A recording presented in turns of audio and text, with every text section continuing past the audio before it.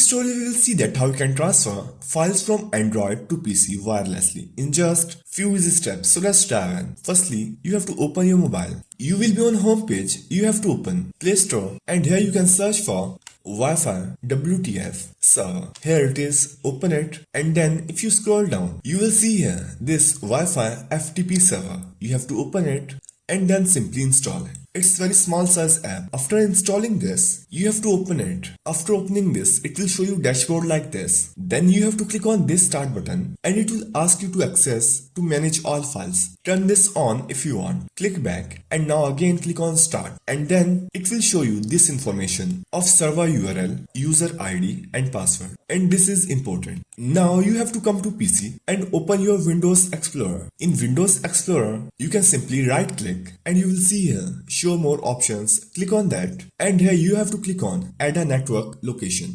Click on that, it will show you this welcome window. You have to click on next, then click on this, choose a custom network location and here it will show you write internet or network address. So we will write same address of this server URL which is start from FTP. So you have to write here same like this. After writing this, you have to click on next. And then you will see this specify username and password if required. You have to uncheck this log on anonymously. Then you have to check this option and here you have to write username that you find on your mobile app. I will write my own and click on next. And then you have to give a name for this network location. You can write your mobile number. I will remain it as it is and click on next. You can check this, open this network location when I click finish. So if you click on finish, it will open this window. Now here you have to write password that you will find on your mobile app. So I will write my own, click on save password and log on. And now it's here. Now it's showing my all mobile data here in folders and files. Now you can simply copy folder and paste in your PC. But for this method, you have to access Wi-Fi or internet in both devices,